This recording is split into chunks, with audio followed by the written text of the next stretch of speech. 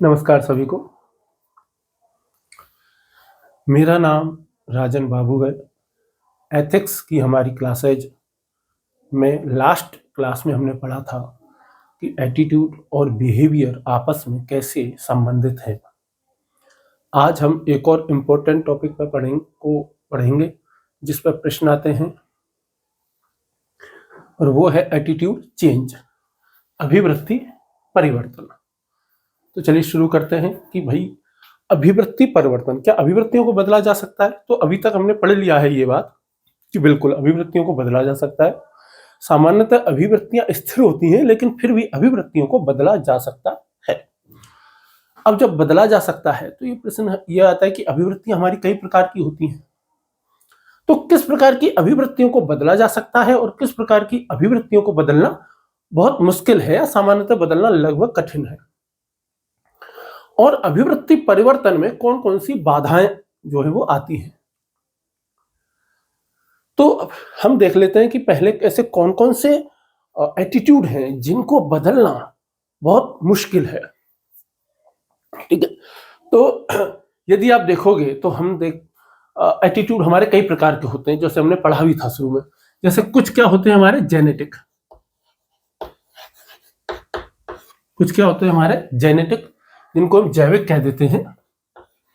तो जो जैविक जो एटीट्यूड रहेंगे जो कि जन्म से ही हैं, या जो कि किससे है, हेरिडिटी से हैं, जो कि आनुवांशिक हैं, तो ऐसे एटीट्यूड्स को बदलना थोड़ा सा मुश्किल है या ज्यादा कठिन है। ऐसे को बदलना कौन कौन से को, जो जेनेटिक हैं, जो कि हमारे जैविक हैं, जन्म से ही हैं, जो कि आनुवांशिक हैं, जो कि क्या है, हेरिडिटी से आए हैं। इसके अलावा कोई एटीट्यूड ऐसा है जो कि हमारे दूसरे एटीट्यूड्स के साथ में या हमारे बिहेवियर के साथ में कैसा है, सुसंगत है, उनसे एकदम मैच करता है, तो उस एटीट्यूड को भी बदलना जो है वो बहुत मुश्किल होता है। जन्म से ही कोई एटीट्यूड है, जैसे मान लो कि जन्म से ही जैसे होता है ना कि किसी को कोई विशेष सब्जी पसंद है या कोई विशेष सब्जी पसंद नहीं है, जैसे भिंडी पसंद नहीं है, जन्म से ही नहीं है, बैंगन बचपन से ही पसंद नहीं है, तो अब उसको बदल पाना बहुत मुश्किल काम हो जाता है। या इसी प्रकार के और भी कई सारे काम है, जैसे कि मैं लेफ्ट हैंड भी हूं, लेफ्ट हैंड से लिखता हूं, बचपन से ही शुरू से ही लिखता आ रहा हूं। अब इसको बदलना बहुत मुश्किल बात है, इस एटीट्यूड्स को बदलना बहुत मुश्किल बात है। या कई बार देखोगे आप, आनुवंशिकता से एक स्वभाव आता है, जैसे कि कुछ लोग ऐसे होंगे जो कि आत्मसम्मान को बहुत हाई रेट करते हैं, उनके जन्म से ही ऐसा है, शुरू से ही परिवार से ऐसे ही मिला कि भाई ठीक है, आत्मसम्मान सबसे ऊपर चीज है, और वो हमेशा ही आत्मसम्मान के लिए कुछ भी कर पाएंगे। जैसे सर कटा सकते हैं लेकिन सर झुका सकते नहीं, अपनी आजादी को हम हरगिज मिटा सकते नहीं, भुला सकते नहीं। अब इतना ज्यादा इस पर फोकस है कि वो व्यक्ति कुछ भी करेगा सेल्फ एस्टीम के लिए। वही कुछ व्यक्ति ऐसे होते हैं कि जो कि बहुत छोटे से लालच के लिए भी चापलूस हो जाएंगे, उनको आत्मसम्मान नाम की चीज ही नहीं है, किसी के भी तलवे चाट लेंगे, अरे साहब बिल्कुल बिल्कुल। और ऐसे खूब सारे अधिकारी मिलते हैं, दोनों तरीके के अधिकारी मिलेंगे आपको। आप देखोगे कई प्रकार, दोनों तरह के आईएएस अधिकारी हैं, जब आप जाओगे सेवा में आप देखोगे सरकारी कर्मचारियों में ये दोनों प्रकार आपको पाए जाएंगे। बहुतायत से आपको फायदे वाले ज्यादा दिखेंगे, जो अपने फायदे के लिए चापलूसी करेंगे। और सरकारी सिस्टम में ये सिस्टम थोड़ा ज्यादा भी चलता है कि लोग छोटे से भी फायदे के लिए किसी के लिए भी जी हुजूर करने के लिए तैयार हो जाते हैं। हालांकि थोड़ा बहुत मामूली सा कई बार समाज के फायदे के लिए भी करना पड़ जाता है, लेकिन फिर भी बहुत से लोग ऐसे होते हैं। तो ये स्वभाव से यदि है, जन्म से यदि है, अनुवांशिक यदि है, और तो इसको बदलना बहुत मुश्किल हो जाएगा। साथ ही दूसरे एटीट्यूड्स के साथ में जो हमारा एटीट्यूड सुसंगत है, तो उसको बदलना भी सुसंगत हो जाए, बहुत कठिन हो जाएगा। जैसे मान लो कि चापलूसी करने से फायदा हो रहा है, लाभ हो रहा है, साहब है, बॉस है, उसकी थोड़ी सी तारीफ कर दी, वो खुश हो गया, तो उससे थोड़ा लाभ हो रहा है। जैसे समय की पाबंदी का थोड़ा लाभ हो गया, भ्रष्टाचार करने में थोड़ी आसानी हो गई, कुछ आर्थिक लाभ हो रहा है, तो क्या हो जाएगा, वो हमारे दूसरे एटीट्यूड्स के साथ भी सुसंगत हो जाएगा, तो उसको बदलना बहुत ज्यादा कठिन हो जाएगा। इसके अलावा जो एटीट्यूड्स हमारे प्रत्यक्ष अनुभव से बने हैं, डायरेक्ट एक्सपीरियंस से जो बनेंगे, उसको बदलना बहुत मुश्किल है, प्रत्यक्ष अनुभव से कोई बनाए। जैसे कि आपने कोई डायरेक्ट अनुभव देखा इस बात का कि किसी को देखा आपने अपने परिवार में ही कि भाई सिगरेट पीने से कितना नुकसान होता है, धूम्रपान से कितना नुकसान होता है, तो आपका एटीट्यूड पॉजिटिव या नेगेटिव बन गया, मान लो नेगेटिव बन गया धूम्रपान के प्रति, तो इसको बदलना बहुत मुश्किल हो जाएगा, फिर आपको धूम्रपान करवाना बहुत ज्यादा कठिन कार्य हो जाएगा, इसको बदलना बहुत मुश्किल हो जाएगा। जैसे कहानी चलती है, शिव खेड़ा, आपने एक राइटर सुने होंगे जिनकी एक पुस्तक है यू कैन विन, काफी फेमस भी रही थी, यू कैन विन। जब मोटिवेशनल स्पीकर नहीं होते थे तब ये शिव खेड़ा की पुस्तक खूब चलती थी, तब यूट्यूब का जमाना इतना नहीं आया था, तब मोटिवेशन के लिए लोग पढ़ा करते थे। तो उसमें एक कहानी थी जो मैंने पढ़ी थी कि दो भाई थे, एक भाई था दिन रात शराब पीता, कोई काम नहीं करता, जो भी कुछ काम से पैसे आते उनको शराब में उड़ा देता, घर आता पत्नी के साथ मारपीट करना और बहुत ज्यादा गरीबी में हालत जिंदगी जी रहा है। सेम उसका जैसा उसका दूसरा भाई भी था, उसका दूसरा भाई भी नौकरी करता था लेकिन एकदम शांत, उसमें कोई बुरी आदत नहीं, अपने परिवार पे खर्चा करना, बच्चों की शिक्षा पे ध्यान देना और घर में एकदम शांति थी। दोनों भाइयों से जब पूछा गया कि तुमने ये सब कहां से सीखा, तो दोनों ने ही क्या कहा कि ये सब हमने अपने पिताजी से सीखा है। दोनों का आपके पिताजी क्या करते थे, तो जो पीता था उसने कहा कि मेरे पिताजी मेरे जैसे ही थे, वो भी शराब पीते थे, घर आते यही करते थे, मैंने यही देखा जीवन भर, और जब मैंने यही देखा तो मैंने यही सीखा कि भाई ऐसे ही होता है लाइफ, तो मैं उनको देख करके सीख गया, उनको देख करके ऐसे उनके अपने पिताजी जैसा ही बन गया। जब छोटे भाई से पूछा तो उसने कहा कि यार देखो मेरे पिताजी थे, रोज शराब पी के आते, मेरी माँ के साथ मारपीट करते, और हम भाइयों को पढ़ाई करने में बहुत असुविधा हुई, बहुत मुश्किल से पढ़ाई कर पाए हम, बहुत कुछ हुआ। जब इतना सब कुछ देखा मैंने, तब मैंने उसी दिन कसम खाई कि चाहे कुछ भी हो जाए मैं शराब को जीवन में हाथ नहीं लगाऊंगा, नशा बिल्कुल नहीं करूंगा, चाहे कुछ भी हो जाए, क्योंकि मुझे समझ में आ गया कि इससे परिवार को जो है वो बहुत ज्यादा नुकसान होता है। दो भाई हैं और दोनों भाइयों ने प्रत्यक्ष अनुभव से, डायरेक्ट अनुभव से एक एक बात सीख ली। एक ने क्या सीखा कि भाई शराब खराब है, एक ने क्या सीखा कि शराब अच्छी है। तो ये जो एटीट्यूड जो बना है, हम यह कहना चाहते हैं कि दोनों का ही अनुभव, दोनों का ही जो एटीट्यूड जो बना अल्कोहल को लेकर के, शराब को लेकर के, वो कैसा बना, डायरेक्ट अनुभव से, प्रत्यक्ष अनुभव से बना। तो अब इसको बदलना बहुत मुश्किल होगा, अब असंभव नहीं है लेकिन क्या है, बदलना मुश्किल होगा। दूसरी बात क्या है, कोई लंबे समय के अनुभव से बात बना है, लंबे समय से बना हुआ है, लंबे समय से बना हुआ है, कोई ऐसा एटीट्यूड है जो कि आपका लंबे समय से है, उसको बदलना भी बहुत मुश्किल हो जाएगा। जैसे मैं बचपन से ही लेफ्ट हैंड से लिखता हूं, अब इसे बदलना लगभग नामुमकिन के करीब है मेरे लिए। ठीक है, या फिर बचपन से ही जो भी और भी कई सारी आदतें जो हैं आपकी बन गई हैं बहुत सारी चीजों को लेकर। जैसे बचपन से ही आपकी आदत लगी है किसको, बड़ों को हमेशा ही सम्मान देने की, या बचपन से ही आपको ये सिखाया गया कि जो ज्ञानी लोग होते हैं उनको हमेशा आदर करना चाहिए। आपके मन में ये बैठा हुआ है, जब भी आपको कोई भी व्यक्ति ऐसा दिखता है जिसके पास ज्ञान है तो आप उसका आदर करते हो पूरी तरीके से। तो अब इसको बदलना बहुत मुश्किल हो जाएगा। तो लंबे समय से जो बना हुआ है, लंबे समय से कोई हैबिट बनी हुई है, उस हैबिट को, उस एटीट्यूड को बदलना किसी भी चीज को लेकर के बहुत ज्यादा पॉजिटिव हो जाएगा। जैसे कोई बचपन से ही सचिन तेंदुलकर का फैन रहा है, सचिन सचिन सचिन, शुरू से ही सचिन देखा, या आपकी पीढ़ी में आपने शायद विराट को देखा होगा, तो अब विराट का फैन है, तो अब उस एटीट्यूड को, विराट के प्रति जो पॉजिटिव एटीट्यूड है उसको बदलना बहुत मुश्किल है। अभी भी उसको विराट अच्छा ही लगेगा चाहे कुछ भी हो जाए।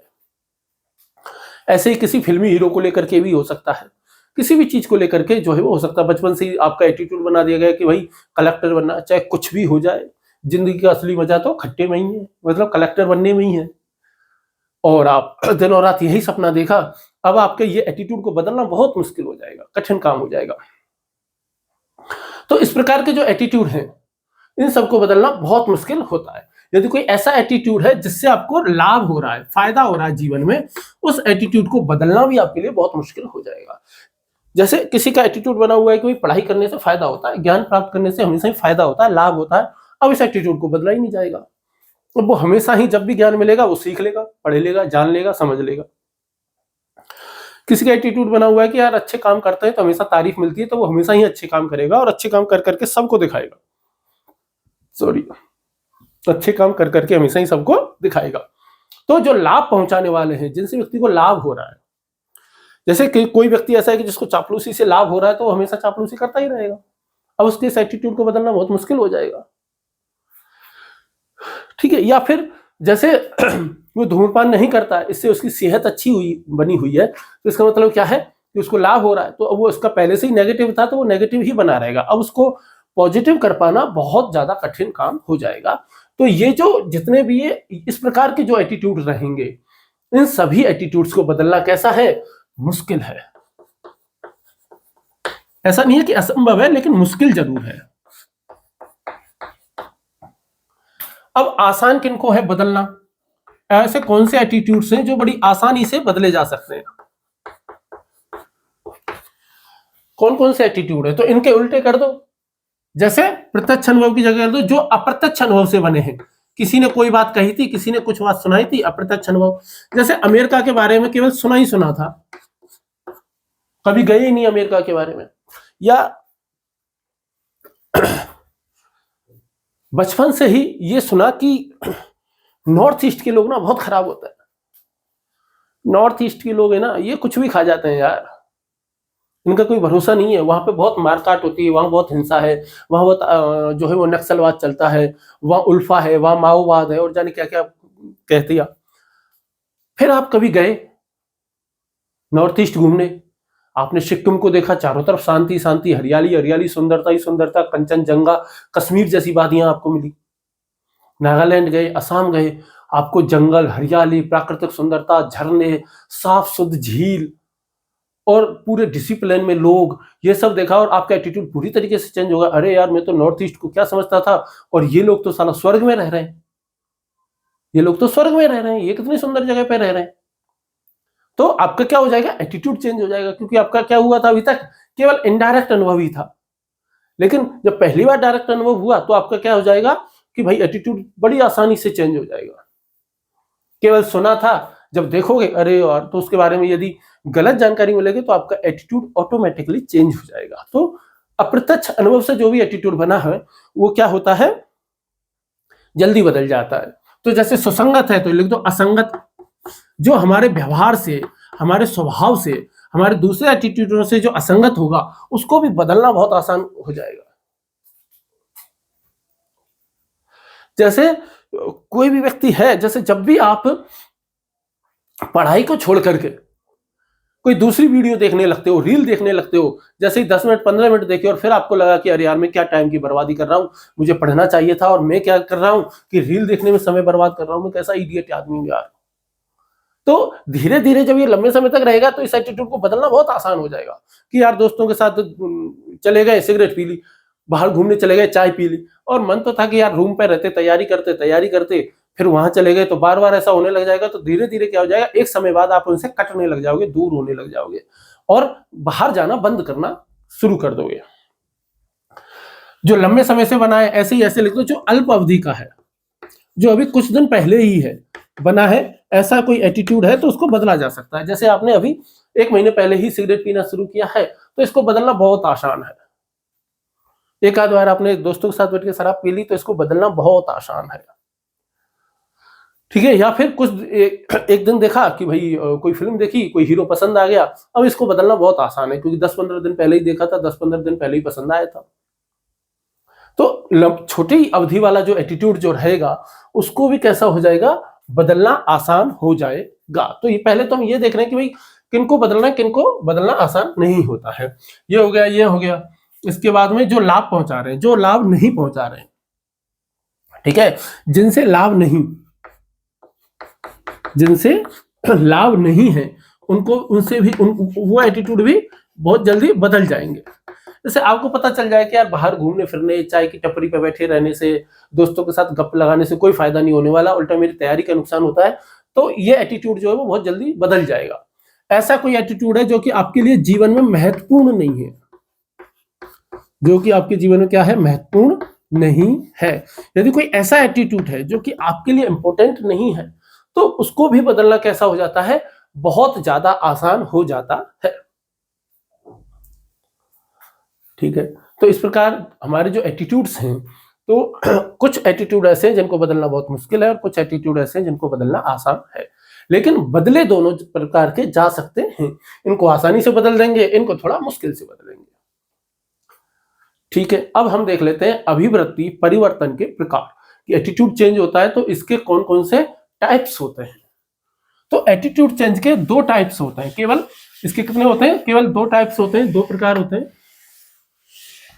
तो दो प्रकार कौन कौन से होते हैं, एक तो होता है कॉन्ग्रुएंट, कॉन्ग्रुएंट यानी कि संगत परिवर्तन, और दूसरा होता है इनकॉन्ग्रुएंट यानी कि असंगत परिवर्तन।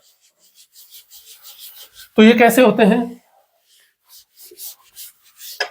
देखिए जैसे मैंने आपको बताया, एक परिवर्तन कैसा होगा, संगत परिवर्तन, संगत परिवर्तन। संगत परिवर्तन को कहते हैं कॉन्ग्रुएंट चेंज एटीट्यूड में, यानी कि पहले से ही क्या था, पॉजिटिव था, और वो पॉजिटिव एटीट्यूड था वो और ज्यादा पॉजिटिव हो गया, कॉन्ग्रुएंट चेंज।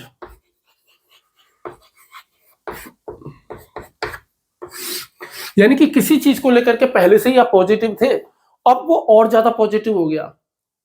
जैसे पहले से ही आपको पता था कि यार जो है वो कलेक्टर बनना है, कलेक्टर बनना है, अब आपका बिल्कुल टाइम भी आ गया, पीटी भी नजदीक आ रहा है, तैयारी अच्छी चल रही है, अब आपका और ज्यादा मन करेगा, अब आपका एटीट्यूड और ज्यादा पॉजिटिव हो गया।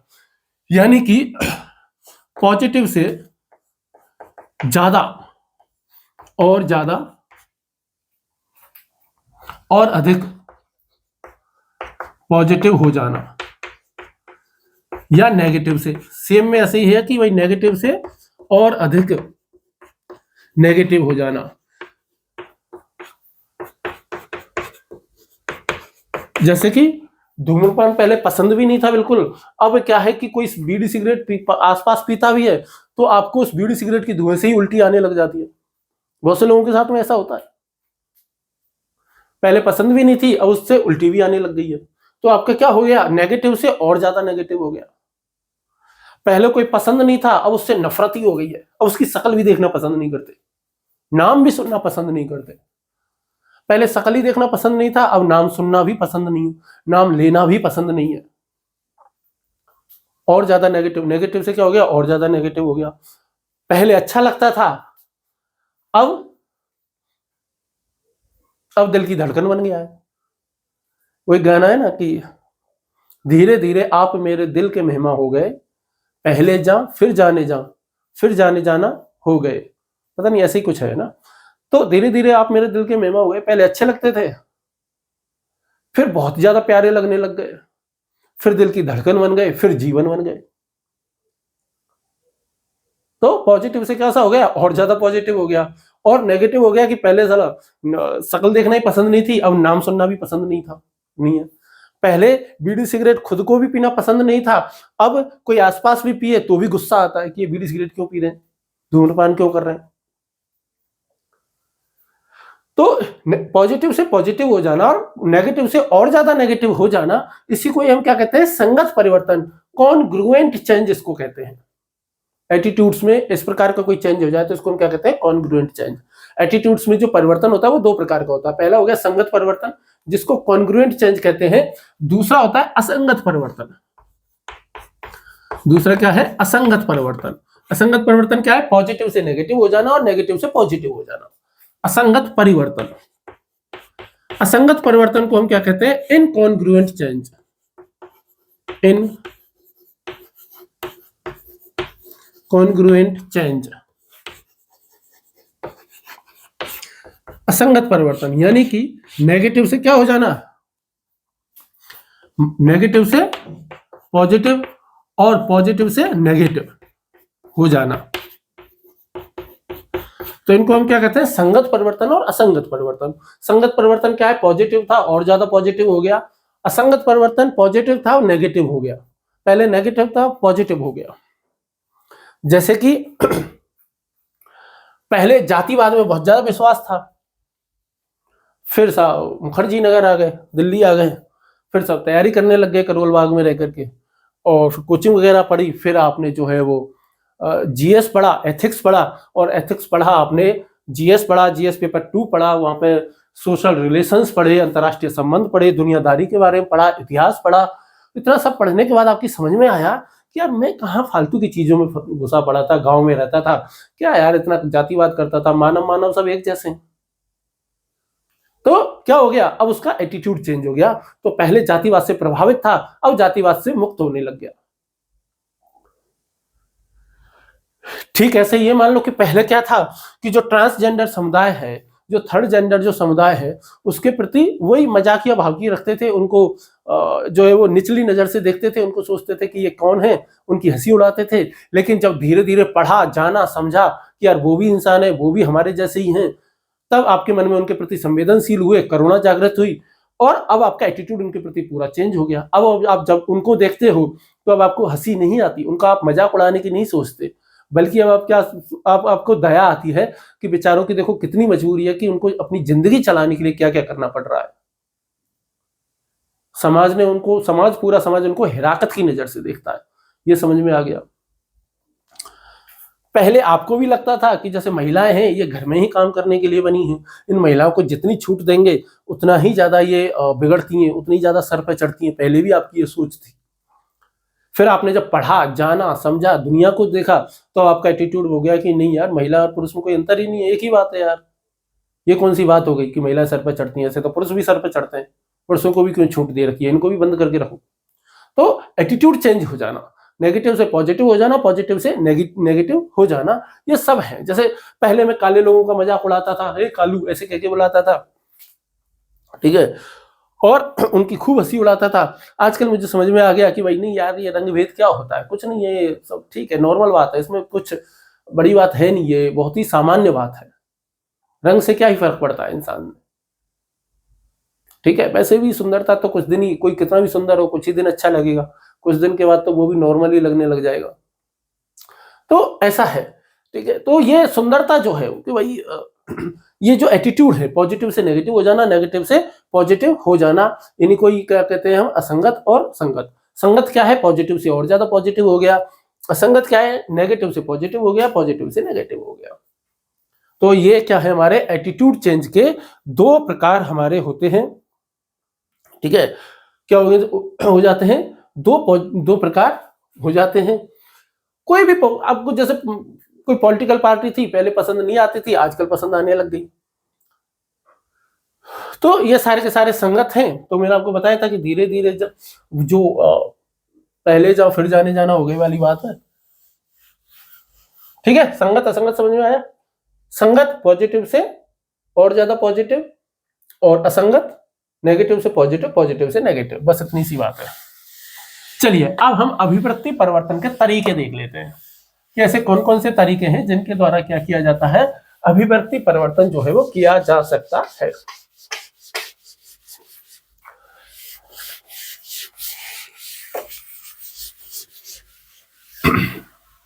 चलिए, अभिवृत्ति परिवर्तन के तरीके, मेथड्स ऑफ एटीट्यूड चेंज।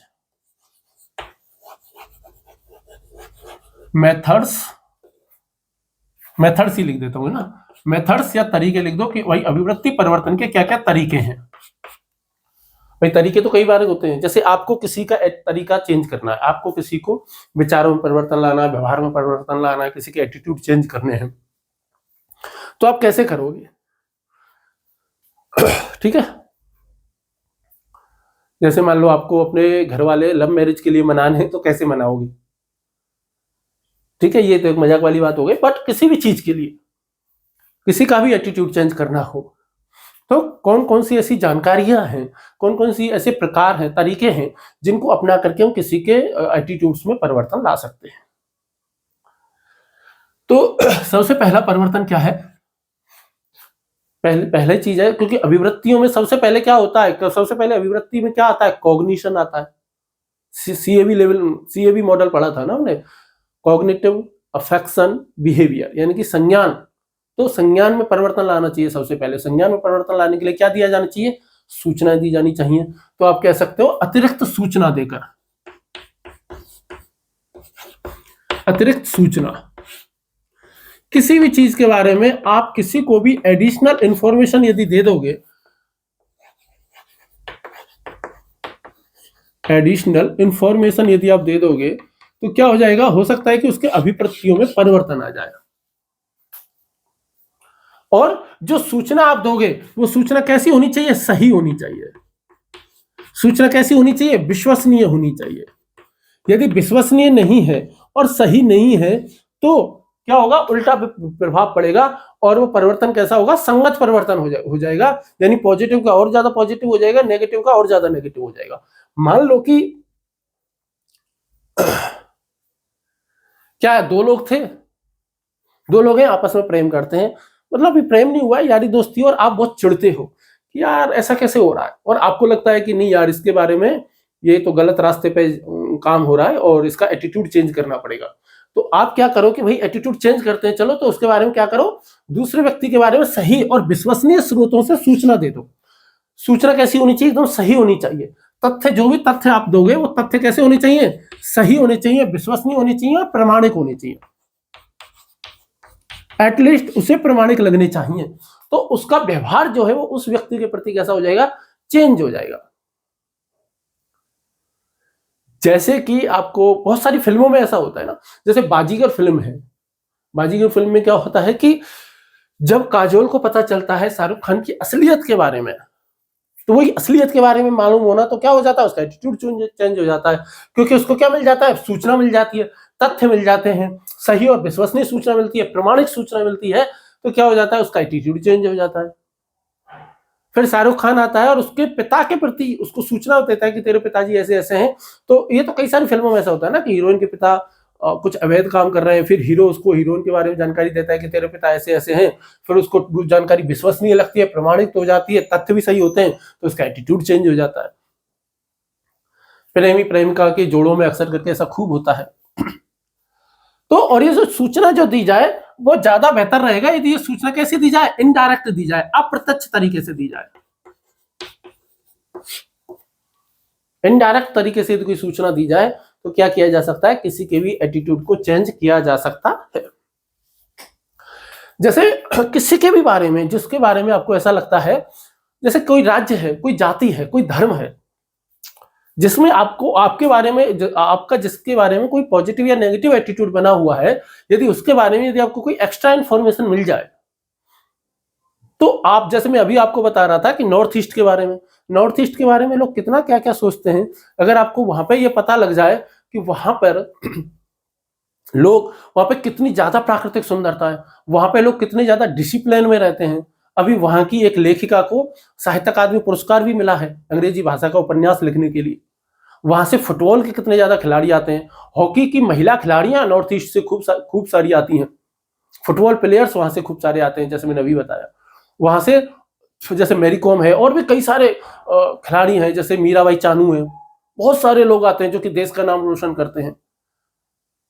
कई सारे एक्टर एक्ट्रेस भी वहां से आते हैं, और वहां पे एजुकेशन लेवल बहुत हाई है, वहां प्राकृतिक सुंदरता बहुत ज्यादा है। वहां पर सिक्किम में तो वो क्या कहते हैं, कौन सी फार्मिंग कहते हैं उसको, जैविक कृषि बहुत ज्यादा है, ऑर्गेनिक फार्मिंग बहुत बहुत ज्यादा है, लोग डिसिप्लिन में बहुत ज्यादा, ट्रैफिक रूल्स बहुत ज्यादा फॉलो करते हैं। तो आपका एटीट्यूड चेंज होगा वहां आप जाओगे तो, जबकि जब तक आप जाओगे नहीं, आपको हमेशा ही लगता रहेगा कि यार ये लोग तो क्या है, बेकार ही होते हैं, बुरे ही होते हैं। किसी भी धर्म के बारे में यदि आपको कुछ जानकारी प्राप्त हो जाए तो आपका हो सकता है एटीट्यूड चेंज हो जाए। जैसे मैं आपको बताऊं, सनातन धर्म है, तो हमारे सनातन धर्म में कितने संस्कार होते हैं, 16 संस्कार होते हैं। कितने संस्कार होते हैं, 16 संस्कार होते हैं सनातन धर्म में, हिंदू धर्म में। अब यदि वहीं आप क्रिश्चियनिटी को लो, जो क्रिश्चियनिटी है ना, ईसाई जो धर्म है, उसमें भी क्या होते हैं, लगभग इसी से मिलते जुलते 7 संस्कार होते हैं। वहां 16 की जगह कितने संस्कार होते हैं, 7 संस्कार होते हैं। यहाँ 16 होते हैं, यहाँ 7 होते हैं, बस इतना ही अंतर है। क्योंकि कई सारे संस्कार दोनों के क्या है, बिल्कुल मैचिंग के हैं। जैसे कि ईसाई धर्म में एक संस्कार होता है जिसको कहते हैं बैप्टिज्म। जैसे ईसाई धर्म के हिसाब से उसको शुद्ध करना, ठीक है, उसको क्या कहते हैं, बैप्टिज्म कह देते हैं। ठीक वैसा ही हिंदू धर्म में कौन सा संस्कार कह सकते हैं, उसको उपनयन संस्कार कह देते हैं। जब जनेऊ वगैरह धारण करवाते हैं, उसको क्या करवाते हैं, जब हम जनेऊ वगैरह धारण करवाते हैं, जिसको हम सैक्रामेंट्स अंग्रेजी में कह देते हैं। अंग्रेजी में जिसको उपनयन संस्कार क्या कह देते हैं, सैक्रामेंट्स। और कौन कौन सा होता है, जैसे मैंने आपको बताया जात कर्म होता है एक हमारे यहाँ, ठीक है, वहां पे यही, वहां हमारे यहाँ जात कर्म होगा है ना, और वहां पे क्या होता है, एक कन्फर्मेशन, एक संस्कार होता है कन्फर्मेशन, जिसको पुष्टिकरण कहते हैं। हमारे यहाँ सन्यास एक संस्कार होता है कि भाई सन्यास ग्रहण करेंगे, अब हमारी उम्र हो गई है। हमारे यहाँ 4 आश्रम होते हैं, है कि नहीं? आश्रम कितने हमारे? 4 होते हैं, ब्रह्मचर्य, गृहस्थ, सन्यास और वानप्रस्थ। तो सन्यास आश्रम होता है, जैसे हमारे यहाँ सन्यास आश्रम होता है, वैसे ही वहां पे क्या कौन सा होता है? होली ऑर्डर्स। क्या होता है? होली ऑर्डर्स, यानी कि वहां पे वो पादरी बनने की प्रक्रिया है, संत बनने की प्रक्रिया है। और जैसे हमारे यहाँ अंत्येष्टि होती है, वैसे अंत्येष्टि तो सबके यहाँ होती है। जैसे हमारे यहाँ पाणी ग्रहण संस्कार शादी का होता है, वैसे ही वहां होता है।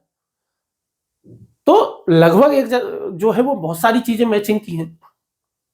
और आपको बात बताऊं तो मैं, और कुछ आपको यदि आपका एटीट्यूड यदि मैं चेंज करना हूं, अच्छा, दुनिया के सबसे सुंदर देशों में आप स्विट्जरलैंड को मानते हो।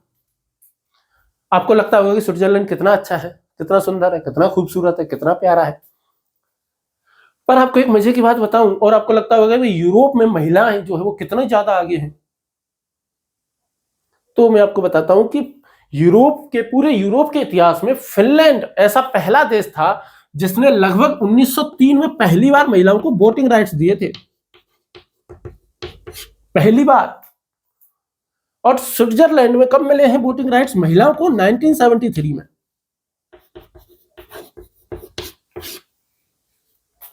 जबकि हमारा देश जब भारत आजाद हुआ ना, आजादी के समय से ही भारत में क्या है, महिलाओं को वोटिंग अधिकार दे दिए गए। कब से? जब से संविधान लागू हुआ। कब से लागू हुआ? 26 जनवरी 1950 से ही।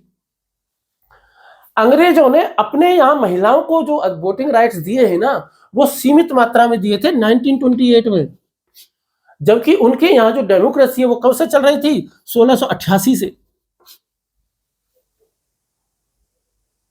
इतने सालों के बाद उन्होंने 1928 में जाकर के क्या किया, महिलाओं को सीमित मात्रा में वोटिंग राइट्स दिए थे, और शायद 32 या 33 में पूरी तरीके से दिए थे। तो जो यूरोप जो बहुत ज्यादा ज्ञान पेलता है ना उनको हर चीज में, और बहुत ज्यादा आकर्षक लगता है, वहां ये हालत है।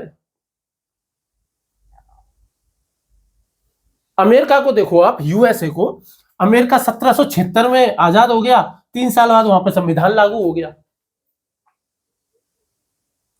लेकिन 1954 में जाकर के, 1954 में जाकर के, जो काले और गोरे लोग हैं ना, उनके स्कूल अलग अलग होते थे। 1954 में जाके पहली बार ऐसा हुआ कि उनके स्कूल एक साथ किए गए, कि बच्चे एक स्कूल में पढ़ सकते हैं। 1954 में जाकर के। आजाद कब हो गया था? 1776 में। संविधान लागू हो गया था 1779 में। तो ये ठीक वैसे ही जैसे भारत में जातिवाद है, जबकि भारत में जब संविधान लागू हुआ 1947 में, 1950 में, तभी से भारत में लगभग क्या दिया गया, समानता का अधिकार दे दिया गया, अस्पृश्यता का अंत कर दिया गया। एट्रोसिटीज एक्ट हमारे यहाँ बना दिए गए कि भाई कोई ऐसा करेगा तो उसको दंड दिया जाएगा, और आरक्षण की धारणा लेकर के आए, ताकि जो समाज है वो क्या आ सके, पूरा समाज बराबरी के स्तर पे आ सके। लेकिन अमेरिका में ऐसा नहीं हुआ। अमेरिका में 1954 में जाकर के तो साथ पढ़ने के अधिकार मिले हैं, एक स्कूल में पढ़ सकते हैं। हमारे यहाँ तो आजादी के पहले से ही है, या आजादी से मान लो, चलो 1950 से मान लो, जब आजादी मिली तभी से कर दिया। तो अब आपको ये सूचना मिली, तब आपको ये समझ में आएगा कि नहीं, भारत हमारा इतना पीछे नहीं है जितना लोग समझते हैं। वेस्टर्न जितना चमकदार लगता है उतना चमकदार सच में है नहीं। यूरोप का इतिहास जितना गंदा है, जितने धर्म के नाम पे लोग मारे जाते हैं, जितना अंधविश्वास वहां पर चलता है, महिलाओं की स्थिति जितनी वहां खराब है, जितना शोषण है, कोई ऐसा नहीं कि बहुत ज्यादा है, मतलब बहुत ज्यादा अच्छा है। यूरोप का इतिहास बहुत गंदा इतिहास है यूरोप का, बहुत ज्यादा खून खराबे हुए हैं वहां, बहुत ज्यादा अंधविश्वास वहां चलते थे। इसीलिए तो जो ईसाई धर्म है इसमें कैथोलिक थे, और फिर प्रोटेस्टेंट आ गए, क्योंकि उन्होंने प्रोटेस्ट किया था बहुत सारी चीजों को बदलने के लिए, नवीनता लेकर के आने के लिए। तो ये सब जानकारी जब आपको पता लगेगा ना, तब आपकी समझ में आएगा कि नहीं, ऐसा नहीं है। यदि आप लोग प्राचीन भारतीय ऋषि मुनियों को उस दृष्टि से देखते हो ना कि यार ये तो क्या है, उनको क्या ही नॉलेज होगी, आपको जान के बड़ा आश्चर्य होगा कि मैंने आपको शायद कल भी बताया था कि 1905 में आइंस्टीन ने प्रकाश का, द्वैत प्रकाश का सिद्धांत दिया था कि प्रकाश कभी वेव का व्यवहार करता है, कभी पार्टिकल का बिहेव करता है। ये बात नागार्जुन शंकराचार्य 6ठी शताब्दी में जाकर के बता के चले गए। गुरुत्वाकर्षण जब न्यूटन ने बताया, उससे पहले हमारे यहाँ ब्रह्मगुप्त और बहामिर जैसे लोग हो गए जो कि बता के चले गए कि भाई धरती अब हर चीज को अपनी तरफ खींचती है। तो ऐसी बहुत सारी चीजें हैं, जब आपको उनके बारे में सूचनाएं मिलती हैं तो आपका बिहेव क्या हो जाता है, चेंज हो जाता है। लेकिन सूचना कैसी मिलनी चाहिए, अप्रत्यक्ष मिलनी चाहिए, तथ्य सही होने चाहिए, सूचना विश्वसनीय होनी चाहिए, और सूचना कैसी होनी चाहिए, प्रामाणिक होनी चाहिए। यदि सब होगा तो आप इन तरीकों से किसी के भी एटीट्यूड्स में क्या कर सकते हैं, परिवर्तन ला सकते हैं। किसी के भी एटीट्यूड में, व्यवहार में परिवर्तन लेकर के आना है तो क्या कर दो, उसको अतिरिक्त सूचना दे दो। जैसे कहते हैं ना लोग, अरे तू उसको अपना दोस्त समझता है, वो तेरे बारे में पता है क्या कहता है, तो क्या दे दी, अतिरिक्त सूचना दे दी। और अतिरिक्त सूचना देने से क्या हो जाता है कि भाई जो अभिवृत्ति है उसका परिवर्तन किया जा सकता है। ठीक है, ये बात समझ में आई आपको। दूसरा क्या है, दूसरा जो तरीका है उसको हम कहते हैं बाध्यकारी संपर्क। दूसरे तरीके को हम क्या कहते हैं, बाध्यकारी संपर्क। बाध्यकारी संपर्क, बाध्यकारी संपर्क को अंग्रेजी में क्या कहेंगे, एनफोर्स्ड कॉन्टैक्ट।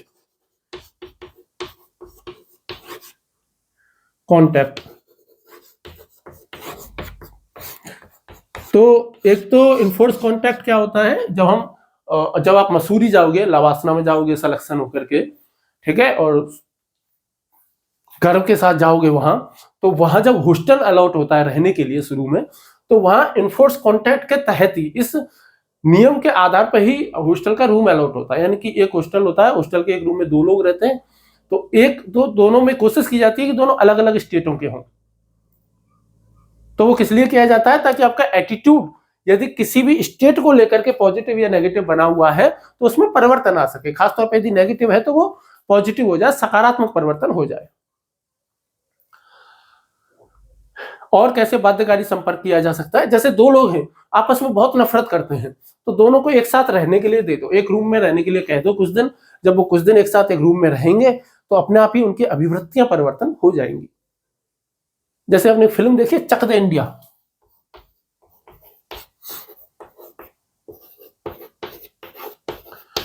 चक दे इंडिया में क्या होता है, पहला ही सीन यदि आप देखोगे उसमें, तो उसमें क्या होता है कि भाई जो उनके रूमों का जो बंटवारा किया जाता है, बिस्तरों का, तो वो लिस्ट लगाते हैं कि कौन किसके साथ रहेगी, कौन से बेड पे रहेगी, लेकिन वो उसको फाड़ करके फेंक देते हैं और अपने अपने तरीके से रहते हैं। उनमें काफी झगड़ा होता है, फिर साथ में जिनका एक दूसरे के साथ एटीट्यूड मैच करता है उनके साथ में हो जाती है, लेकिन वो धीरे धीरे उनको एक दूसरे के साथ खेलना सिखाता है। तो क्या हो जाता है, उनमें एटीट्यूड जो है परिवर्तन होता है, क्योंकि वो बाध्यकारी संपर्क करवाता है अनिवार्य तौर पर कि तू इसको पास करेगी, तू इसको पास करेगी। तो क्या हो जाता है, जबरदस्ती का जब कांटेक्ट होता है, कुछ दिन जब 2 लोग आपस में साथ में रहते हैं, तो धीरे धीरे समझ में आता है कि नहीं यार, ये आदमी भी अच्छा ही है, ऐसी क्या बात है, ये कोई इतनी खराब बात थोड़ी है। ठीक है, या फिर जब टीम बनती है, 2 लोग आपस में पसंद नहीं करते एक दूसरे को, लेकिन जब टीम बनी और दोनों को टीम बनकर के जीतना है, खेलना है, तो वो क्या करेंगे कि उनका एटीट्यूड ऑटोमेटिकली एक दूसरे के प्रति चेंज हो जाएगा।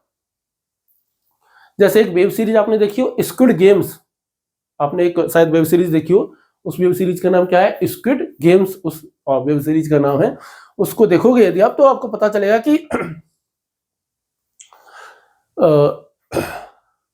क्या पता चलेगा कि उसमें आप देखोगे तो उसमें लोग जो हैं, जब वो एक टीम में जब उनको खेलने के लिए कहा जाता है तो उनके एटीट्यूड किस प्रकार चेंज होते हैं।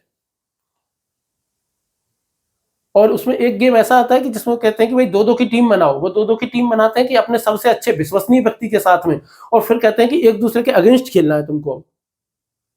तो एटीट्यूड किस तरीके से चेंज हो सकते हैं, वो एक बहुत अच्छा एग्जाम्पल है। डीडीएलजे फिल्म को देख लो, दिलवाले दुल्हनिया ले जाएंगे, पूरी फिल्म क्या है, एटीट्यूड चेंज करने को लेकर के ही है। यानी कि शुरू में जो हीरो हीरोइन होते हैं एक दूसरे को पसंद नहीं करते, फिर वो यूरोप की ट्रिप पे जाते हैं, दोनों एक साथ कहीं पे फंस जाते हैं, तो दोनों को लगने लगता है कि नहीं यार दोनों ठीक ही हैं। फिर वो भारत में आ जाते हैं और उसके लड़की के पिताजी का अमरीश पुरी का एटीट्यूड चेंज करना चाहता है, तो उसके लिए वो पूरी कोशिश करता रहता है, तो उनके साथ में रहता है। जब वो शादी के सारे फंक्शंस में हर चीज में पार्टिसिपेट करता है, तो धीरे धीरे अमरीश पुरी का एटीट्यूड चेंज हो जाता है। फिर वो कहता है कि जा सिमरन जा, जी ले अपनी जिंदगी। बहुत सारी फिल्में ऐसी होती हैं जहां पे हीरो हीरोइन एक दूसरे को पसंद नहीं करते, फिर कुछ दिन एक साथ रहते हैं, फिर एक दूसरे को दिल क्या कहते हैं, दिल जिगर जान से मोहब्बत करने लग जाते हैं। तो ऐसा होता है। कई बार बहुत से दो लोग भी होते हैं, कई सारे दो दोस्तों की भी कहानी दिखाते हैं जिनमें पहले झगड़ा होता है दो दोस्तों में, फिर वो पक्के दोस्त बन जाते हैं, ये भी दिखाया जाता है। अरेंज मैरिज ले लो आप, अरेंज मैरिज का उदाहरण ले लो। अरेंज मैरिज में शुरुआत में आप सोचो कि जब लड़के और लड़की को दिखाया तक नहीं जाता था एक दूसरे को, शादी हो गई, शादी होने के बाद में दोनों के एटीट्यूड में थोड़ा बहुत तो परिवर्तन देखते होंगे कि यार इसकी ऐसी आदत है, इसकी ऐसी आदत है, तो धीरे धीरे दोनों एक दूसरे के साथ में रहते होंगे, तो दोनों के एटीट्यूड चेंज हो जाते होंगे कि नहीं यार ये तो ठीक ही है, नहीं यार ये बढ़िया ही है, क्या है। देखो ऐसा है कि जब हम किसी भी चीज से जब बहुत ज्यादा दूर होते हैं ना, तो हम उसका सही आकलन नहीं कर सकते। इसको एक सामाजिक दूरी मापांक भी हम कहते हैं। एक थ्योरी है जिसको कहते हैं सामाजिक दूरी मापांक। एक सोशल साइकोलॉजिस्ट हुआ, ठीक है, जिसका नाम है बोगार्ड्स।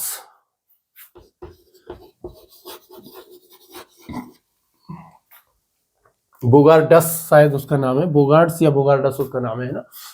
तो उसने क्या एक सामाजिक दूरी मापांक विकसित किया, और ये विकसित किया था 1920 के दशक में, शायद 1925 होना चाहिए। तो उसने क्या किया, एक सोशल डिस्टेंस स्केल एक विकसित किया, और उसने ये बताया कि भाई जो दो व्यक्ति, जो दो समूह जो होते हैं, जब एक व्यक्ति किसी दूसरे समूह से बहुत ज्यादा दूर जब रहता है, तो उन दोनों में क्या हो जाता है कि भाई उसके जो सामाजिक मानक होंगे दूसरे समूह के, उनको वो अस्वीकृत करता है। स्वीकृति और अस्वीकृति का स्तर जो है वो ये बताता है। सैनिक होते हैं, अलग अलग देश के अलग अलग हिस्सों से आए हुए होते हैं, अब उनको एक ही क्या मिल जाती है, रेजिमेंट मिल जाती है, एक साथ ट्रेनिंग काम करते हैं, एक साथ मिशन पे जाते हैं, तो दोनों एटीट्यूड दोनों एक दूसरे के प्रति कैसे हो जाते हैं, जान लेने देने वाले हो जाते हैं। फिल्म हो, गाने हो, कई सारे नाटक हो, कितनी कहानियां हैं, सब में ये बार बार ये दिखाया जाता है कि भाई दो लोगों को यदि एक दूसरे से बहुत ज्यादा नफरत करते हैं तो कुछ दिनों के लिए एक साथ रखो, एक साथ यदि वो रहते हैं तो एक दूसरे के प्रति हो सकता है एटीट्यूड चेंज हो जाए। जरूरी नहीं कि पॉजिटिव हो, नेगेटिव भी हो सकता है, ये ध्यान रखना है। पॉजिटिव से नेगेटिव हो सकता है, नेगेटिव से पहले भाई एक दूसरे पे, लव मैरिज का उदाहरण लो, अरेंज मैरिज का ले लिया, लव मैरिज का भी तो लो। पहले एक दूसरे के लिए दिल जिगर जान देते थे, ठीक है, 5 मिनट भी रह नहीं सकते थे, अब हो गई शादी, लव मैरिज कर ली घर से भाग करके, या घर वालों की स्वीकृति से कर ली, मान लो कैसे भी लव मैरिज कर ली। पहले दिल जिगर जान से एक दूसरे को मोहब्बत करते थे, अब जब साथ में रह रहे हैं, सुबह शाम दिन रात एक दूसरे के साथ में रह रहे हैं, तब पता चल रहा है यार ये आदमी इतना भी अच्छा नहीं था जितना ये दूर से लग रहा था। ठीक है, चलो एक बार फिर से अजनबी बन जाए हम दोनों। वो इसीलिए कह रहा है कि चलो यार अजनबी बन जाएंगे तो दोबारा से होगा काम, तो थोड़ा मजा आएगा, अब तो सब क्या जान गए, पहचान हो गई, अब तो शक्ल देखने का ही मन नहीं करता। कि चांदनी रात में हाथ ले हाथ में जिंदगी को नया मोड़ दें, तुम हमारी कसम तोड़ दो हम तुम्हारी कसम तोड़ दें, ये होता है शादी से पहले। और शादी के बाद कि चांदनी रात में हाथ ले हाथ में जिंदगी को नया मोड़ दें, तुम हमारी कसम तोड़ दो, तुम हमारी, कि चांदनी रात में लठ ले हाथ में जिंदगी को नया मोड़ दें, तुम हमारी कमर तोड़ दो हम तुम्हारा ये सर फोड़ दें। तो ये वाली बात है कि भाई पहले एक दूसरे के लिए जान देते थे, अब एक दूसरे की वजह से जान दे रहे हैं। अब पहले एक दूसरे पर मरते थे, अब एक दूसरे को देखते ही मरते हैं। पहले एक दूसरे को देखे बिना रहा नहीं जाता था, अब एक दूसरे को देख लिया तो अब रहा नहीं जाता है। तो बहुत सारी चीजें हैं जो कि हो जाता है। कब हो जाता है? जब साथ में रहते हैं तो पॉजिटिव से पॉजिटिव भी हो सकता है, नेगेटिव से नेगेटिव भी हो सकता है, नेगेटिव से पॉजिटिव भी हो सकता है, पॉजिटिव से नेगेटिव। संगत और असंगत दोनों ही प्रकार के परिवर्तन इनके माध्यम से हो सकते हैं। तो दूसरा हमारा क्या है? बाध्यकारी संपर्क। तीसरा क्या हो जाएगा? तीसरा है रोल चेंज कर दो एक बार। जैसे हम कहते हैं कि ना, सामने वाले की थाली में हमेशा घी ज्यादा दिखता है भाई। सामने वाले की थाली में क्या लगता है? हमेशा ही घी ज्यादा लगता है। हमेशा ही हर किसी को यह लगता है कि यार सामने वाले की जिंदगी एकदम मस्त चल रही है, मेरी जिंदगी बहुत खराब चल रही है। ठीक है, मेरी ही किस्मत में फोड़े पड़े हैं, बाकी पूरी दुनिया की किस्मत बहुत अच्छी है। तो इसके लिए क्या करना है? एक बार रोल चेंज कर लो, भूमिका परिवर्तन कर लो। भूमिका परिवर्तन यानी कि रोल चेंज करके देख लो। यानी कि पता नहीं किस प्रसिद्ध आदमी का ये कथन है, मेरे को ये तो याद नहीं है, पर उसमें यह था कि यदि हम सारे व्यक्ति एक दूसरे से अपने अपने दुख बांटने का मौका मिले या दुख बदलने का मौका मिले, और यदि हम सब अपने अपने दुख एक टेबल पर रख दें, तो यकीन मानो सब अपने अपने दुख ही वापस उठा लेंगे। जब रोल चेंज होगा तब पता चलता है कि दुनिया में कितना गम है, मेरा गम कितना कम है। दुनिया का गम देखा तो मैं अपना गम भूल गया। जब दूसरों का गम देखोगे ना तो पता चलेगा। जैसे कि कई बार स्टूडेंट को लगता है कि यार टीचर की जिंदगी में ऐसी ऐसा है, पर वो तो टीचर को ही पता है। टीचर को लगता है कि यार जो स्टूडेंट लाइफ है उसमें कितनी मौज ही मौज है, ऐसी ऐसे। कुआरे सोचते हैं कि यार शादीशुदा वालों की मौज ही मौज है, दोनों एक दूसरे के साथ ही रहते हैं, कितने मजे हैं इनके, तो है ना। और शादीशुदा सोचते हैं कि यार कुआरों के तो कितने मजे हैं। तो ये क्या है कि रोल चेंज करके देख लो। यदि जैसे किसी को लगता है कि यार मेरे पिताजी की जैसे बच्चों को एक दिन के लिए मम्मी बना दो, एक दिन के लिए पापा बना दो, उनकी समझ में आ जाएगा कि मम्मी बनना है, पापा बनना कितना कठिन काम है। जैसे हमारे यहाँ क्या है कि आम धारणा क्या होती है कि घर पे जो महिला रहती है ना, ऐसा कहते हैं कि यार वो क्या ही काम करती है। बहुत से लोग ऐसे कहेंगे तू क्या है दिन भर घर पे पड़ी रहती है, इतना भी काम नहीं कर सकती, ऐसे बोल देंगे। पर जब एक शोध किया गया ना, रिसर्च की गई, तो ये पता चला कि भारत की जो महिला होती है ना, एक दिन में औसतन 14 घंटे काम करती है। भारतीय गृहिणी, एक भारतीय गृहिणी, सामान्य गृहिणी जो है वो लगभग कितने घंटे काम करती है? 14 घंटे काम करती है। और दुनिया का कोई भी गधा यदि किसी भी महिला से कहता है कि तू घर पे पड़ी पड़ी क्या करती है, तो इतना भी काम नहीं कर सकती, तो एक बार रोल चेंज करवा के देख लो, पता चल जाएगा। कई बार ऐसा होता है कॉमेडी नाटकों में, कई बार ऐसा होता है कॉमेडी सीरियल्स में, वो तो हंसी के उद्देश्य से करवाते हैं। पर एक बार रोल चेंज कर दो, भूमिका में एक बार परिवर्तन कर दो, व्यक्ति की समझ में आ जाता है एक बार में। और जो पति होता है वो कितने घंटे काम करता है? जो बाहर भी नौकरी करता होगा तो 8 घंटे, 9 घंटे, 10 घंटे मान लो। और महिला कितने घंटे काम करती है? एवरेज 14 घंटे। आपको जान के बड़ा आश्चर्य होगा कि जो भारत में शहरों में लगभग 28% ऐसी महिलाएं हैं जो कि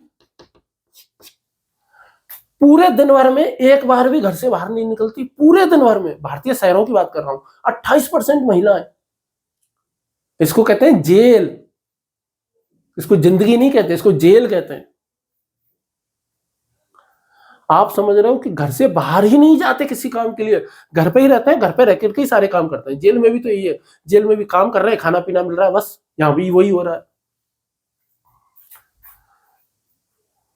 भाई लड़कियों को कितना सहन करना पड़ता है। ये सड़कों पे बेचारी घूम नहीं सकती लड़कियां आजादी से। दिल्ली में देख लो क्या हालत है, बहुत सारी जगह, बहुत सारे शहरों में ये हालत है। तो लड़कों को एक बार लड़की की जिंदगी जीनी पड़े तो उनको समझ में आएगा कि नहीं यार, जब कोई छींटाकसी करता है, जब कोई घूर के देखता है, जब हर कोई घूर के देखता है तो कितना खराब लगता है। अपने आप में कितनी शर्मिंदगी के महसूस होता होगा, कितना गुस्सा आता होगा, किस कौन कौन से इमोशंस आते होंगे। तो जब रोल चेंज होता है ना तो समझ में आता है, जब भूमिका परिवर्तन होती है। और इसका और कोई उदाहरण देखना हो तो वो देखना कि जब किसी घर के कोई बड़ा लड़का है, अचानक से परिवार की जिम्मेदारियां उसके ऊपर आ जाए, तब वो कितना बदल जाता है अचानक से। ठीक है, वो कहते हैं ना कि यार बहुत जल्दी बड़े हो गए। तो कब बड़े हो जाते हैं? परिस्थितियां इंसान को फटाफट बड़ा बना देती हैं, क्योंकि उसका रोल चेंज हो जाता है। रोल चेंज होगा तो उसके एटीट्यूड भी चेंज होंगे। जैसे वो कहानी है ना कि किसी के पिता थे, हमेशा लंगड़ा के चलते थे। बेटा कहता, क्या पिताजी हमेशा लंगड़ा करके चलते हुए कोई बात है, आप लंगड़े तो हो नहीं। एक दिन गलती से उसको पिताजी के जूते पहनने पड़ गए। जब पिताजी के जूते पहने तो पता चला कि पिताजी के जूतों में एक कीला लगा हुआ था और वो निकला हुआ था, जिसकी वजह से लंगड़ा कर चलना पड़ता। तब उसकी समझ में आया कि भाई पिताजी की स्थिति क्या है। बच्चों को माँ बाप की स्थिति कई बार समझ में नहीं आती और वो अवैध मांग करने लगते हैं। इसके लिए जरूरी है कि एक दिन के लिए रोल चेंज करवाया जाए, भूमिका परिवर्तन कर दो। जब भूमिका परिवर्तन होता है तब समझ में आता है कि भाई क्या होता है। घर में सबसे लड़ाई करती थी बेटी, एक दिन भी झाड़ू भी नहीं लगाती थी, मस्त पड़ी रहती थी, ऐश मौज करती थी। शादी हो गई, जिम्मेदार बहू बन जाती है, जिम्मेदार पत्नी बन जाती है। तो रोल चेंज, भूमिका परिवर्तन एक ऐसी चीज है, किसी दूसरे की जिंदगी एक दिन के लिए जी करके देखेंगे तो समझ में आता है कि यार सामने वाले की जिंदगी में भी बहुत परेशानियां हैं। इसको हम SEL जो एजुकेशन है, social emotional and ethical learning जो होती है ना, वहां पर बच्चों में जो है वो करुणा विकसित करने के लिए, करुणा को हम आगे पढ़ेंगे भी, ठीक है, उसको विकसित करने के लिए इसका प्रयोग किया जाता है रोल चेंज का। क्या कर दो? भूमिका परिवर्तन कर दो। और जब भूमिका परिवर्तन करते हैं, रोल चेंज करते हैं, तब समझ में आता है किसी के भी कि भाई सामने वाले की स्थिति क्या है, तो उसका एटीट्यूड ऑटोमेटिक चेंज हो जाएगा। नेक्स्ट पॉइंट है हमारा, जो हमने बताया था कि भाई एटीट्यूड कैसे बनते हैं, संदर्भ समूहों से बनते हैं। तो संदर्भ समूह से बनते हैं तो एक बार संदर्भ समूह को चेंज कर दो। तो क्या कर दो? संदर्भ समूह परिवर्तन। संदर्भ समूह परिवर्तन। संदर्भ समूह परिवर्तन का मतलब, जैसे बहुत सारे बच्चे हैं, उनको घर वाले दिल्ली भेजते हैं तैयारी करने के लिए, जाओ भाई कलेक्टर बन के आओ, दिल्ली जाओ तैयारी करो। तो बहुत से बच्चे आने में रोते हैं, ग्रुप एफिलिएशंस। बहुत से बच्चे क्या करते हैं? दिल्ली आने में रोते हैं कि नहीं दिल्ली जाएंगे, वहां कैसे रहेंगे, ये क्या करेंगे। और यहाँ पे कुछ दिन रहते हैं, एफिलिएशंस,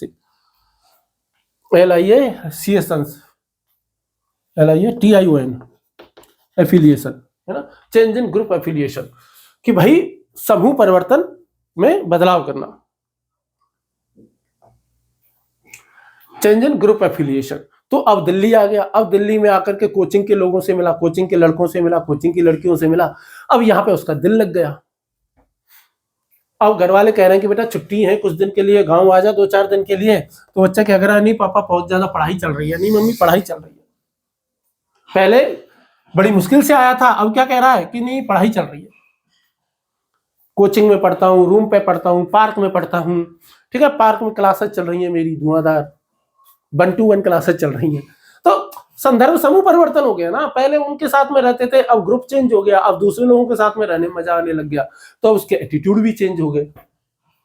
जैसे मैंने आपको पहले बताया, गांव में रहते थे, जातिवादी थे, नस्लवादी थे, रंगभेदी थे, ठीक है। अब शहर में आए, पढ़ाई लिखाई की, तो बहुत सारे एटीट्यूड चेंज हो गए, संदर्भ समूह बदल गया।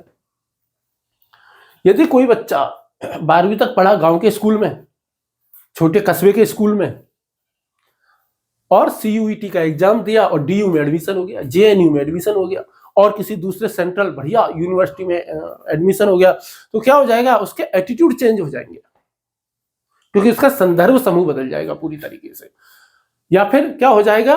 जैसे परिवार की जिम्मेदारी अचानक से किसी पर आ जाती है, तो ये सारे के सारे हैं। क्या हो जाता है कि जब हमारा समूह बदल जाता है, जब एक बच्चा है, अभ्यर्थी था अभी तक, सिलेक्शन हो जाएगा तो लवासना जाएगा, तो उसका समूह बदल गया, तो एटीट्यूड बदल जाएंगे। लवासना में 2 साल ट्रेनिंग के बाद जब SDM की पोस्टिंग मिलेगी पहली बार, वहां जाएगा तो और एटीट्यूड चेंज हो जाएंगे, क्योंकि ग्रुप चेंज हो रहा है।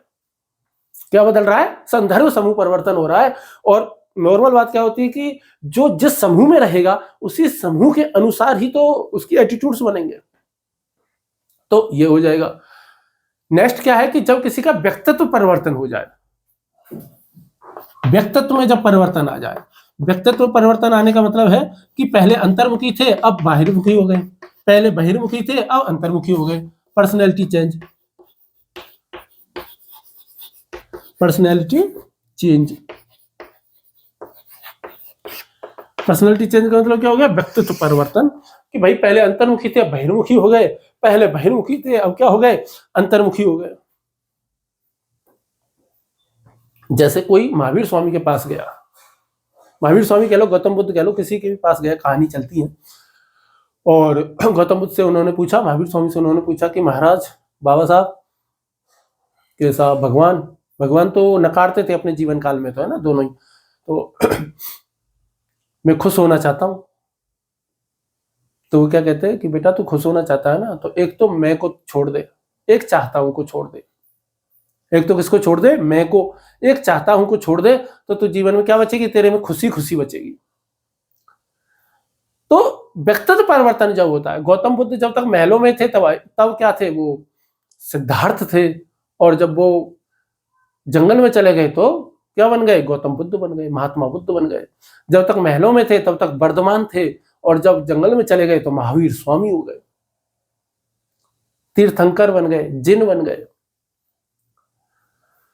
तो इस तरह की परिस्थितियां हैं, व्यक्तित्व चेंज हो जाता है। जैसे मैंने आपको बताया कि भाई शादी के बाद लड़की का देखो कितना पर्सनैलिटी पूरी तरीके से बदल जाती है बेचारी की। एक कहानी है, बोलने वाली लड़की, और कॉलेज की सबसे शानदार स्टूडेंट, कॉलेज की सबसे बहिर्मुखी छात्रा, हर प्रतियोगिता में भाग लेती, हर कुछ में भाग लेती थी। ऐसी एक लड़की थी जबरदस्त, जिसको लगता था, हर किसी को लगता था जीवन में बहुत कुछ करेगी। घर वालों ने शादी कर दी, पति ने कोई नौकरी नहीं करने दी, घर पे रहती है। और अब सास ससुर और पति के सामने बोल भी नहीं पाती है, ऐसा ससुराल उसको मिल गया। तो ऐसी कहानी है वो। तो समझ में आएगा कि जब एटीट्यूड चेंज होता है तो, या पर्सनालिटी जब बदलती है तो सारे के सारे एटीट्यूड बदल जाते हैं। और क्या होता है, जैसे कि इसके अलावा ऊपर लिख देता हूं मैं, हो सकता है नीचे से दिखे नहीं। जैसे उम्र हो गई, एक उम्र के बाद भी एटीट्यूड ऑटोमेटिक चेंज हो जाते हैं। स्वास्थ्य हो गया, स्वास्थ्य की वजह से भी एटीट्यूड चेंज हो जाते हैं। उम्र हो गई, स्वास्थ्य हो गई, है ना। जैसे उम्र की वजह से और स्वास्थ्य की वजह से भी क्या हो जाता है? एटीट्यूड चेंज हो जाता है। जब छोटे थे तब खिलौने बहुत अच्छे लगते थे, किशोरावस्था में आ गए तो खेलना बहुत ज्यादा अच्छा लगने लग गया, दोस्तों के साथ में बहुत ज्यादा अच्छा लगने लग गया।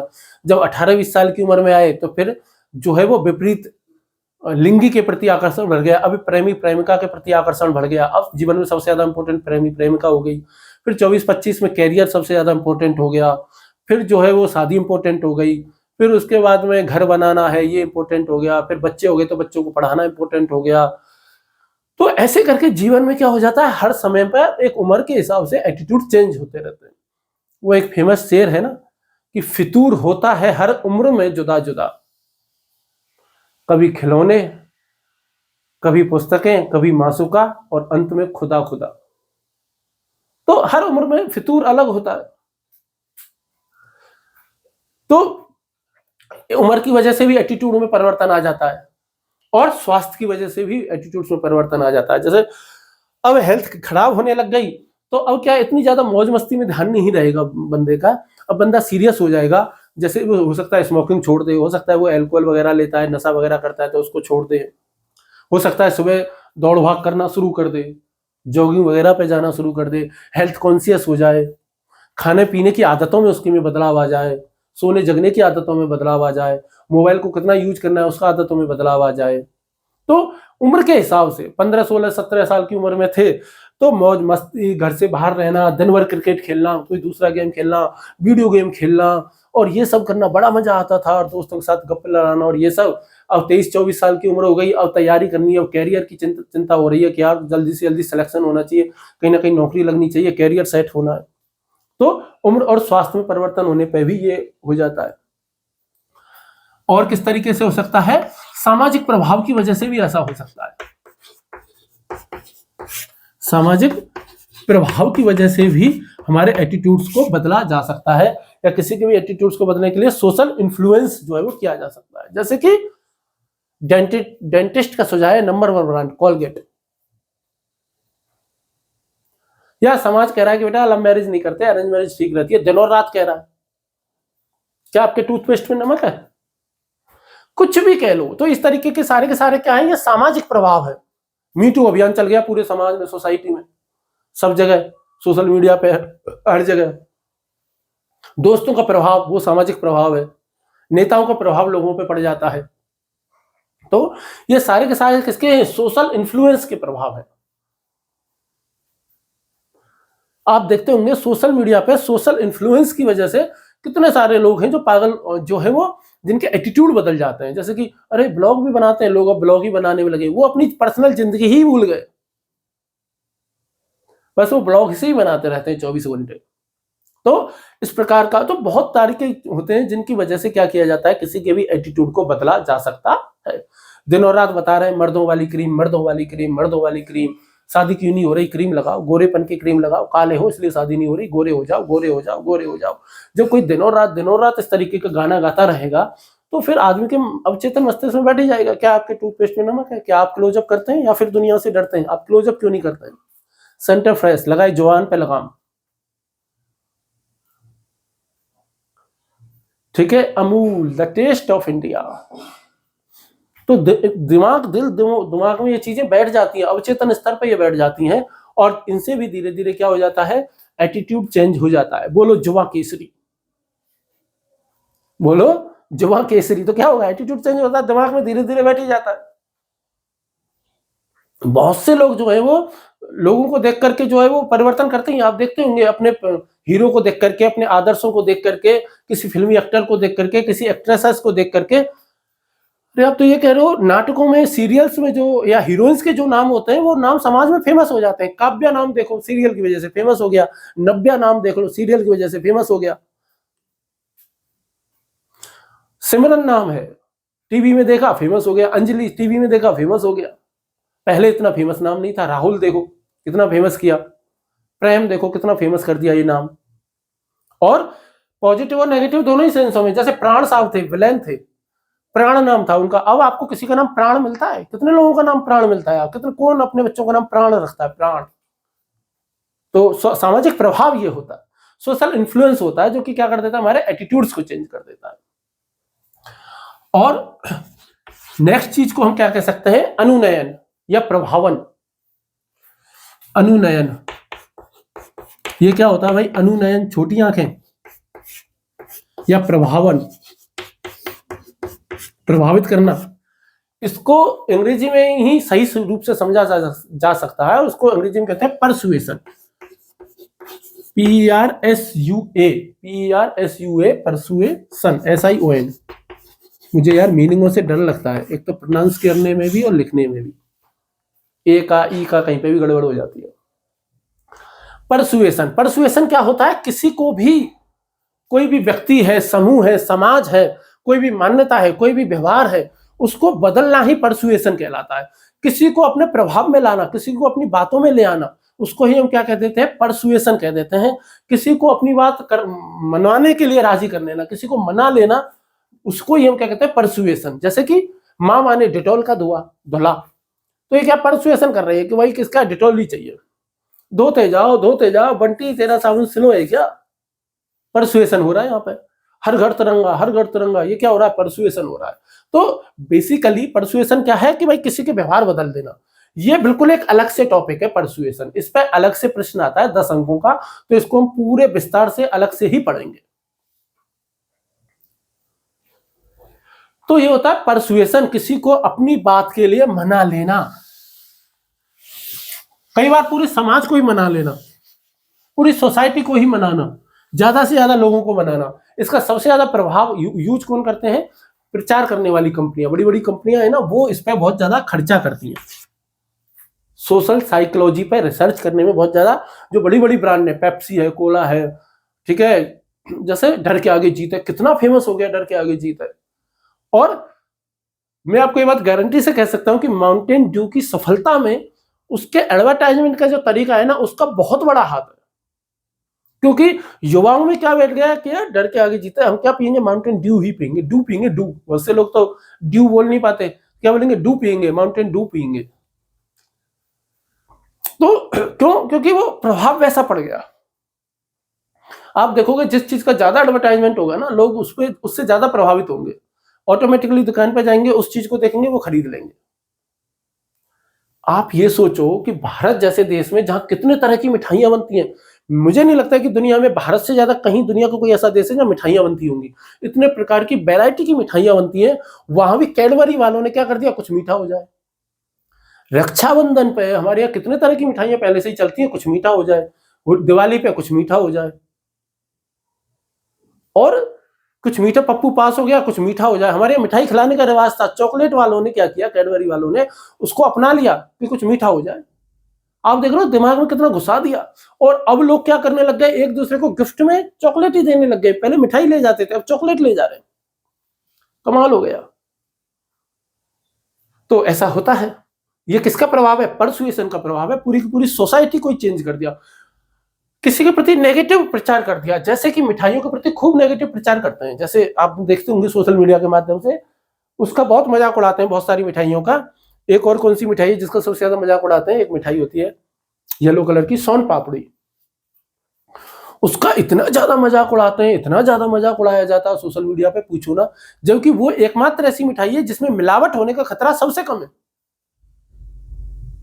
जिसमें मिलावट होने का खतरा सबसे कम है। उस मिठाई को इतनी नेगेटिव छवि बना दी, और चूंकि वो सस्ती भी है, आसानी से उपलब्ध भी है, लंबे समय तक चलती है, खराब भी नहीं होती, उसके प्रति नेगेटिव परसुएशन कर दिया लोगों को।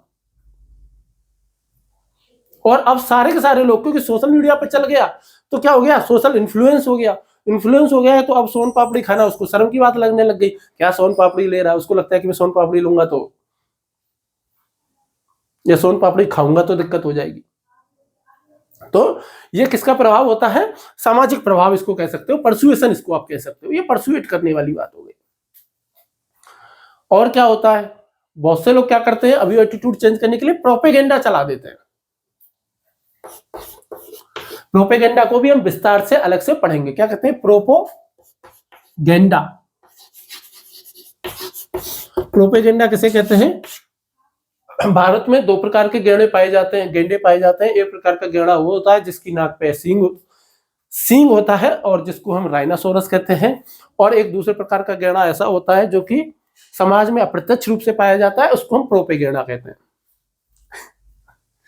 ठीक है, तो ये प्रोपेगेंडा, प्रोपेगेंडा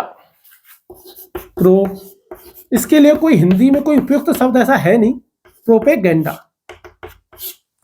प्रोपेगेंडा क्या है, एकदम विचार करके, प्लानिंग करके, बहुत बड़े समुदाय का जब एक साथ परसुएशन करना हो, एक साथ उनके एटीट्यूड चेंज करने हो, तो एक प्रोपेगेंडा चलाया जाता है। जैसे कोई भी एक विचारधारा हो गई, कोई भी एक प्रोडक्ट हो गया, कोई भी एक व्यक्ति हो गया, कोई भी काम हो गया, उसके समर्थन में या उसके विरोध में जब बहुत बड़ा जनमत तैयार करना होता है ना, तो उसी को हम क्या कहते हैं, प्रोपेगेंडा कह देते हैं। जैसे मान लो कोई आंदोलन चलाना हो, क्या चलाना हो, कोई आंदोलन चलाना हो, तो क्या करेंगे, इसके लिए भावनात्मक अपीलें करेंगे, अधूरी जानकारी शेयर करेंगे, झूठी खबरें देंगे। जैसे कि अच्छे दिन आने वाले हैं, यस अच्छे दिन आने वाले हैं, या फिर अंकल सैम वांट्स यू। क्या होता है अंकल सैम वांट्स यू, नहीं पता। सेकंड वर्ल्ड वॉर जब चला था तो अमेरिका को सैनिकों की जरूरत थी, जब, और अमेरिका को आपको पता है अंकल सैम के नाम से फेमस है अमेरिका। तो अंकल सैम वांट्स यू का नारा चला, तो लोग ज्यादा से ज्यादा क्या हुए, अमेरिका की सेना में भर्ती हुए। तो नारा चला था अंकल सैम वांट्स यू। एक प्रोग्राम चलता है अर्थ आवर्स, कि भाई 1 घंटा घर की लाइटें बंद रखेंगे सारे लोग एक दिन। प्रचार आता है ना, स्मोकिंग किल्स, तंबाकू जानलेवा है, आज ही छोड़े, इससे कर्क रोग होता है। ठीक है, मर्द वाली क्रीम, गोरा बनाए केवल 7 दिनों में, फेक न्यूज चला देंगे, मीम्स चला देंगे। ये सारे के सारे क्या है, प्रोपेगेंडा है। इन सबको क्या कहते हैं हम, प्रोपेगेंडा कहते हैं। रिक्वेस्ट कर रहे हैं, रो रहे हैं, तो वो क्या है, प्रोपेगेंडा है। असलियत में नहीं रो रहे भाई, असलियत में हो चाहे नकलियत में, दोनों ही प्रकार का क्यों क्या कहते हैं प्रोपेगेंडा। प्रोपेगेंडा हमेशा नेगेटिव हो जरूरी नहीं है, जो नेगेटिव हो उसे ही प्रोपेगेंडा नहीं कहते, जो पॉजिटिव होता है उसको भी प्रोपेगेंडा कह देते हैं। इसको हम विस्तार से और ज्यादा आगे पढ़ेंगे, ठीक है। तो ये आपके क्या है, एटीट्यूड चेंज है कि भाई एटीट्यूड चेंज को हम किस तरीके से एटीट्यूड चेंज कर सकते हैं। प्रोपेगेंडा के तहत कर सकते हैं, परसुएशन के तहत कर सकते हैं, सोशल इन्फ्लुएंस के द्वारा कर सकते हैं, उम्र या फिर हेल्थ के हिसाब से कर सकते हैं, व्यक्तित्व में परिवर्तन करके कर सकते हैं हम, ठीक है, या फिर संदर्भ समूह में परिवर्तन करके हम कर सकते हैं, भूमिका परिवर्तन करके हम कर सकते हैं, बाध्यकारी संपर्क द्वारा कर सकते हैं, और हम किसके द्वारा कर सकते हैं, सबसे पहला जो बताया था अतिरिक्त सूचना देकर के। तो 9 पॉइंट हैं, इन 9 पॉइंटों के आधार पर किसी के भी एटीट्यूड को क्या किया जा सकता है, चेंज किया जा सकता है।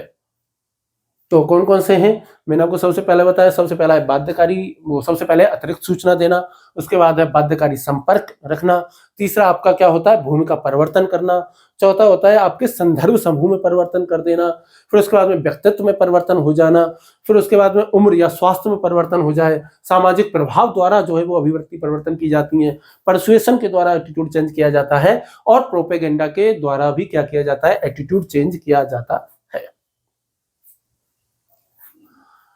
ठीक है, तो ये आपका एटीट्यूड चेंज करने के मेथड्स हो गए, टाइप्स हो गए, दो प्रकार होते हैं, एक तो कॉन्ग्रुएंट संगत और दूसरा इनकॉन्ग्रुएंट यानी कि असंगत। और संगत और असंगत दोनों ही प्रकार के एटीट्यूड किसके द्वारा चेंज होंगे, इन 9 तरीकों के द्वारा, इन 9 पॉइंटों के द्वारा होते हैं। अब हम इसमें विस्तार से जिस चीज को हम देखने वाले हैं वो हम किसको देखने वाले हैं कि भाई एटीट्यूड चेंज करने में कौन कौन सी बाधाएं आती हैं। एटीट्यूड चेंज करने में कौन कौन सी बाधाएं आती हैं। तो एटीट्यूड चेंज करने में कितनी बाधाएं आती हैं, 5 बाधाएं आती हैं। एटीट्यूड चेंज करने में कितनी बाधाएं आती हैं, 5 बाधाएं आती हैं। और इन 5 बाधाओं के बारे में हम पढ़ेंगे नेक्स्ट वीडियो में। उन 5 बाधाओं के बारे में ही पढ़ेंगे और साथ ही साथ किसके बारे में भी हम पढ़ेंगे, परसुएशन के बारे में और प्रोपेगेंडा के बारे में भी विस्तार से पढ़ेंगे। परसुएशन अकेला इंपॉर्टेंट टॉपिक है जिसपे अकेले ही प्रश्न, ओनली परसुएशन पे ही प्रश्न आ सकता है, जो कि कम से कम 10 अंकों का आएगा, 10 अंकों का ही प्रश्न आता है। और एटीट्यूड चेंज में आने वाली बाधा है वो इसी प्रश्न का हिस्सा है, तो उसको भी हम देखेंगे, हो सकता है उस पर भी अलग से प्रश्न आ जाए। तो हम 5 मेथड कौन कौन से होते हैं वो हम देखेंगे। तो कौन कौन से होते हैं बता देता हूँ एक बार। एक तो होता है रिएक्टेंस, एक होता है फोरवार्निंग, एक होता है सेलेक्टिव अवॉइडेंस, एक होता है बायस्ड असेमिलेशन, और एक होता है एटीट्यूड इनोकुलेशन, यानी कि पहले से ही टीका लगा देना, अभिवृत्ति टीकाकरण उसको कहते हैं। तो नेक्स्ट वीडियो में हम ये देखेंगे। भाई प्लीज कमेंट जरूर कीजिए, रिक्वेस्ट है आपसे, सवाल जरूर पूछिए, अपनी राय जरूर बताइए मेरे को। आप बताओगे तो मैं थोड़ा अपने आप को बेहतर कर पाऊंगा, थोड़ा बेहतर तरीके से आपको समझा पाऊंगा, अपने आप को बेहतर कर पाऊंगा। कौन से टॉपिकों की आपको ज़्यादा ज़रूरत है, कौन से टॉपिकों की नहीं है, कौन से टॉपिक में आप समझ में आ रहा है नहीं आ रहा है, प्लीज़ कमेंट जरूर कीजिए, रिक्वेस्ट है आप सबसे। चलिए तो फिर तब तक ये जो मैं आपसे कह रहा हूँ ना, ये आपका एटीट्यूड चेंज करने के लिए ही कह रहा हूँ, इसको एक एटीट्यूड चेंज करने का ही उदाहरण आप मान सकते हो। चलिए फिर नेक्स्ट वीडियो मिलते हैं, तब तक के लिए धन्यवाद, नमस्कार, पढ़ते रहिए।